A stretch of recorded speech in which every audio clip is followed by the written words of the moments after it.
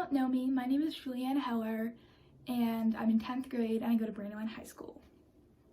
Some daily encouragement from one of my favorite books, Proverbs. In Proverbs 1:2, it says, purpose and theme of Proverbs.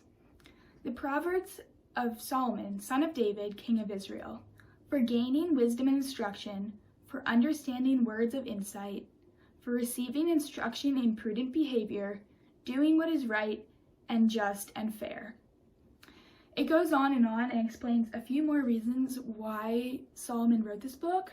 So King Solomon wrote Proverbs, and he wrote over 3,000 of these short poem-like verses explaining just that, how to live your life and be wise.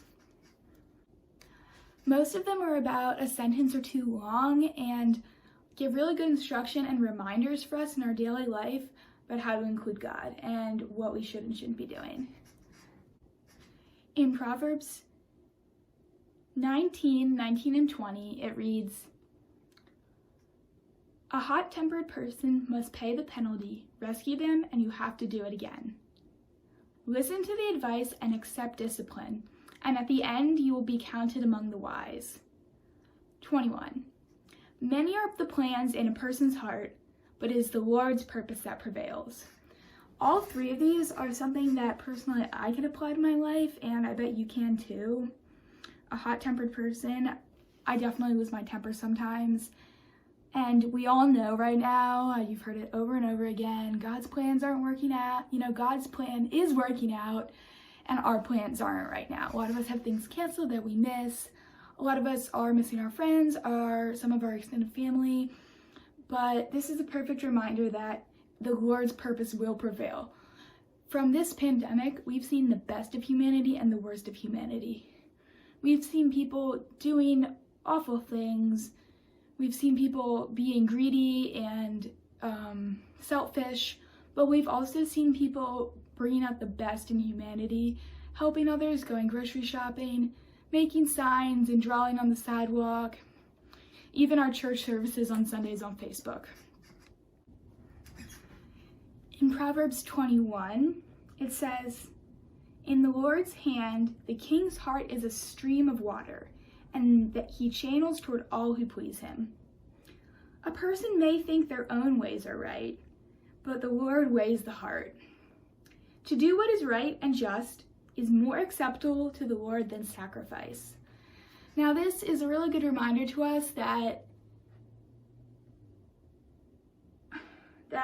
doing what is right and being the best person we can be and following in the words of what would Jesus do is a lot more